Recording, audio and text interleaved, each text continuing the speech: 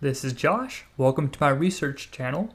And what you're seeing here is the final update on my drone research. As you can see from the little box on the side, it is still using TensorFlow 2 for person detection.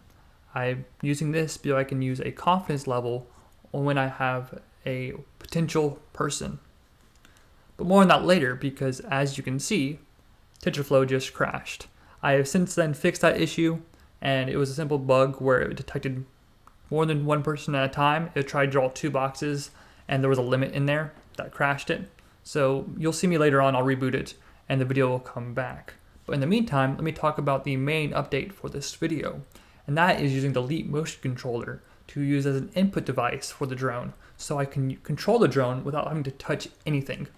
For those of you who are unfamiliar with Leap Motion, it's a IR controller used for VR games mostly. The cool thing about that controller is you can strap it to a VR headset and track your hands and fingers without having to hold any kind of controller. So that's why it's really popular for VR games.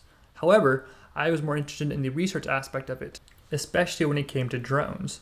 My idea was to control a drone completely contactlessly. So if you look there on the table, that's the controller I've been using for all of the other videos where I'm flying the drone. Now I'm flying the drone by just waving my hand over that little sensor, and I don't have to touch anything, a completely contactless way to control a drone. If you take a moment and focus on my hand, you'll notice that the way I control the drone is through gestures.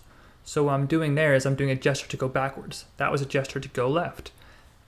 I decided to do it this way, mostly for safety, because if it was the alternative and it was a live feed of my hand, i.e. the drone is trying to exactly mirror what my hand is doing, that means as soon as I got distracted or my arm got tired, the drone would copy that and probably plummet straight into the ground.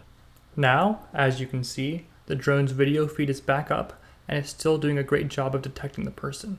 This is really important because if the person detection doesn't work outside and at range, it's kind of useless.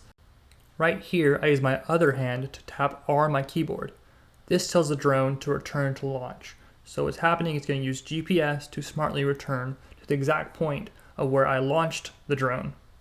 Right here, I go and turn off the video recording of the drone, just in case it's not very clear. What I'm doing is I'm sending the video from the drone to that laptop, which has a dedicated graphics card to then run TensorFlow 2. That's because this is the same Navio drone as all my other projects that's using a Raspberry Pi 3, which unfortunately is not powerful enough to run TensorFlow 2 at above 3 frames per second. Thanks for watching. Until next time.